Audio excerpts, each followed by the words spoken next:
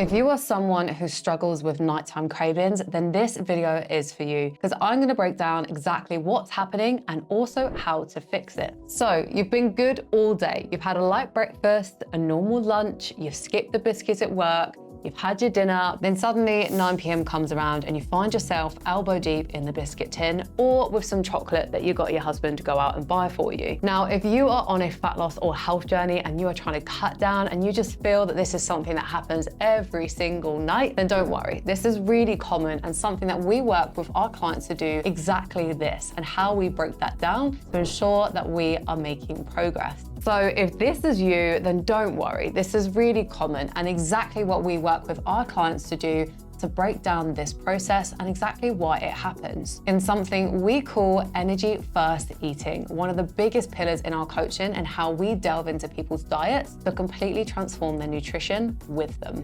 So why do we do it? What are the reasons that we keep finding ourselves failing at night? Now, this does not come down to a willpower, motivation, or even that we don't want the goal enough. We certainly do. But this comes down to three main causes. Number one, you are not fueling yourself enough throughout the day and finding yourself overeating and compensating at night. Number two is more about blood sugars. You are finding yourself peaking and crashing throughout the day, so inevitably you reach for sugar. And lastly is habit loop, so dopamine hits. When we reach for the tin because we just need a little bit of a pick-me-up, and now it's just become a habit. So let's delve into all three and exactly what you can do to solve it. You are underfueling yourself. Now, I can probably guess with 95% accuracy what your diet looks like if you are struggling to hit your goal and battle those evening cravings. So the morning usually looks like this. It's very quick, on the go, out the door, and it's either skipped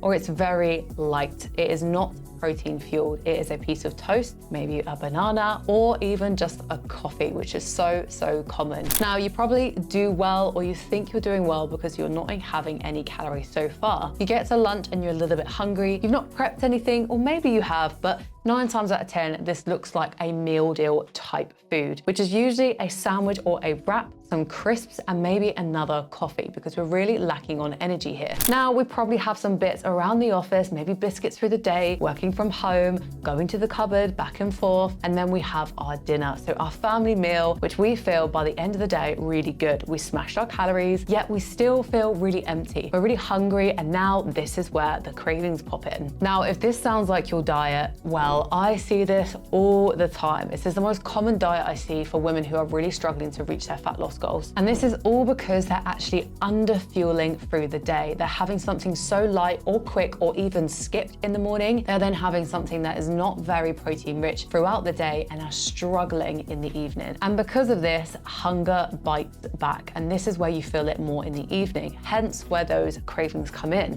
Blood sugar crashes. Now, this is quite similar to the underfueling in that your energy is probably doing this all day. And I see this very commonly with women just about to start their goals, where they're really struggling with these energy dips and crashes, and therefore feel like they're then reaching for sweet stuff, or they hold out and it kind of bites back in the evening. Now, because we are not fueling the body is crashing and it needs quick energy, which 9 times out of 10 comes in the form of quick carbohydrates or sugar, which is so normal. And you're never gonna find someone feeling really hungry reaching for a salad, because this blood sugar crash requires that quick energy, which makes it even more important to balance our meals, which I will go over at the end. And lastly, the habit loop, the dopamine spikes that we get that then turned into a learned behavior in the evening. Now, if you've passed point 1 and 2 with flying colors and you think, that's just not me, then it may also come down to emotional eating, whether we're happy, whether we're sad, any sort of trigger that allows us to get that dopamine hit where we reward ourselves. Now, this isn't a massive red flag, but when it becomes a learned behavior and we're used to kind of feeling those dopamine hits every evening, then that's where we create this habit loop, which can feel a lot harder to break when we have done this night in, night out, and we don't even realize what emotion started it in the first place.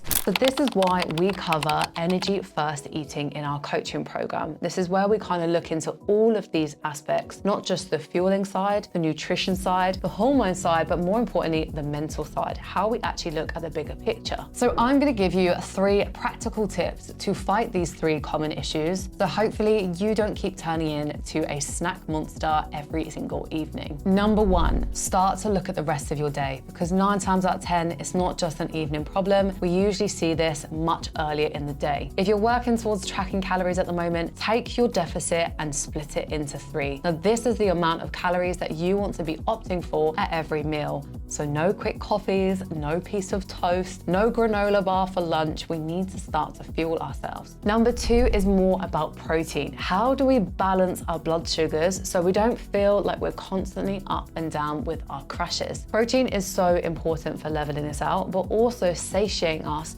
when we are in a deficit and working towards the goal. So try to opt for about 30 grams per meal to level this out and really balance those sugar levels. And lastly, the dopamine hit. How do we get back in control of our habits? Now, something that we implement with our clients is what we call a swap, drop, or opt rule. So we can either opt for the treat, which we cannot do 2 nights in a row. We can drop the treat and just say absolutely not, or we can swap the treat. So instead of grabbing a bag of chocolate or reaching for the biscuits, you really have to think about how you can swap this treat to still have something sweeter, but more goal conducive that actually fits with your goal. Now, what this does is create a bit of a pattern interrupt, which is exactly what we need when we're trying to look over habits and also behavioral change long term. So you don't have to cut out snacks forever, and it can be really important to include them in a well-rounded, healthy, adherent diet. And this is exactly what we coach our clients through on our Progress Method program. So if you want help building routines that work in real life, then click the link below and fill out our pre-op form. Or DM me Sweet Treat over on my Instagram for our free Sweet Treat pack to help you find more goal-conducive sugar swaps without lacking the indulgence.